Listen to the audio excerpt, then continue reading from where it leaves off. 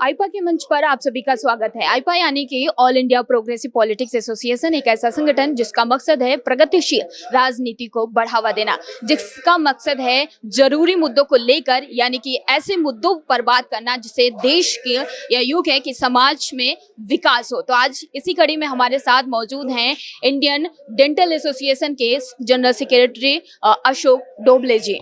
Sir, सबसे पहले आपका आईपा के मंच पर बहुत बहुत स्वागत है। Thank you very much. Sir, अभी हम आपसे पूछना चाहेंगे कि अभी भारत में स्वास्थ्य व्यवस्था के स्तर क्या है? ये देखिए, स्वास्थ्य व्यवस्था डेफिनेटली दूसरे कंट्री के कंपैरिजन में कम है हमारे पास, लेकिन जो तरीके से हमारे गवर्नमेंट ने कोविड में काम किया है, सभी स्टेट गवर्नमेंट ने जो काम किया है बहुत अच्छा काम किया है।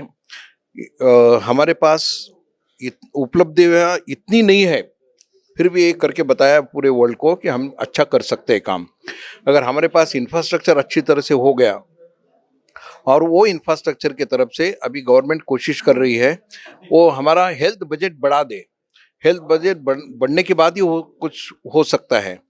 और सेकंड, ओरल हेल्थ जो है पर्टिकुलरली ये बहुत उसके लिए तो बजट ही नहीं है, लेकिन हम कोशिश कर रहे हैं गवर्नमेंट के साथ बातें करके उसके लिए एक सेपरेट अलोकेशन हो जाए, कि ओरल हेल्थ हमारे कंट्री में सबसे खराब है।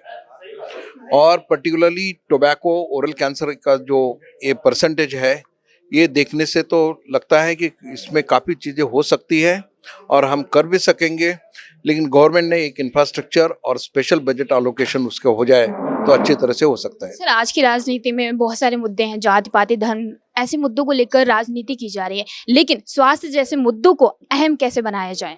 ये देखिए, इसके लिए पूरी रिस्पॉन्सिबल मीडिया है। आप जैसे क्वेश्चन पूछेंगे वैसा आंसर आ जाएंगे।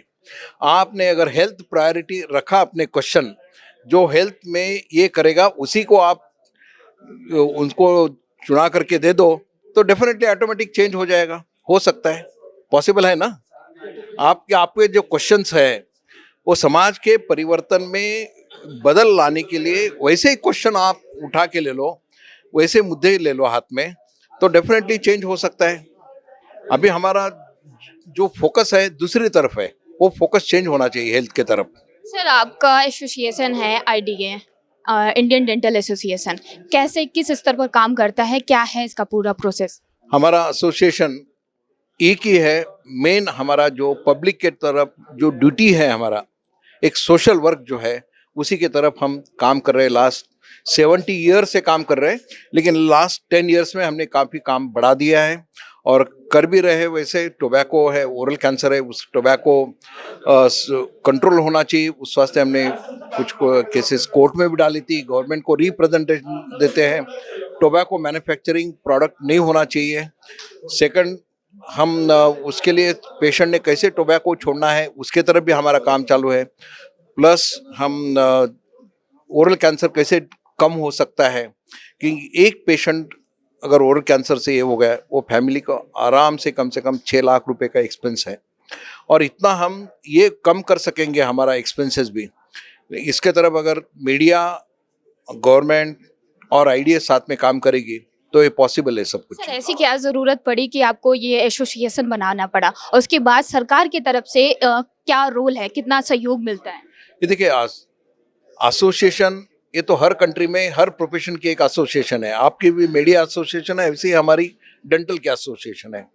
और हमारा जो काम है, हमारे डेंटिस्ट का स्किल एनहांस करना और पब्लिक के साथ जो हमारी रिस्पॉन्सिबिलिटी है उसके तरफ ध्यान देना। सर, ऐसा ही संगठन हमारा है आईपा, जिसका मुहिम है कि आप जैसे लोगों को या यूं कहें कि हर स्तर के लोगों को एक मंच देते हैं विचार साझा करने के लिए। तो आप इस मुहिम को कैसे देखते हैं? बहुत अच्छी तरह से देखता हूँ, और समाज में अगर परिवर्तन लाना है तो अच्छा मीडिया जितना काम कर सकते हैं ना, उतना समाज में परिवर्तन हो सकता है।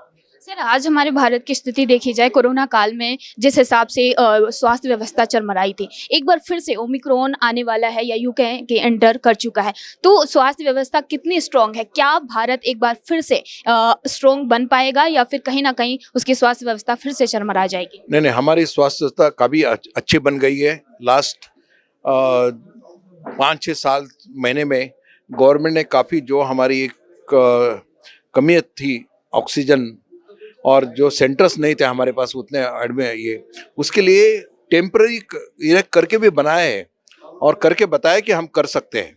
सर आपके पास समय का अभाव है, उसी के चलते हम एक सवाल और पूछना चाहेंगे कि अभी विधानसभा के चुनाव होने वाले हैं, मौजूदा सरकार या फिर आने वाली सरकार सभी अपना अपना मैनिफेस्टो बनाते हैं, तो उसमें स्वास्थ्य को लेकर क्या चीजें सुधार करनी चाहिए और कितना बजट ऐड करना चाहिए? ये देखिए, हम आप लोगों ने क्या करना चाहिए कि जिसके मैनिफेस्टो में स्वास्थ्य नहीं है उसको ज़्यादा मत प्रमोट करो।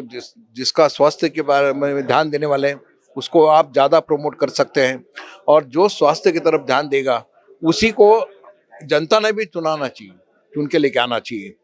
अभी जो कंट्री अच्छे है हेल्थ में, उसका अगर मॉडल देखे तो 17% जीडीपी हेल्थ के तरफ स्पेंड करते हैं। हमारे तरफ मीन्स 1 पॉइंट, वो हम लोवेस्ट में से नीचे ऊपर से 3 लेवल तक है।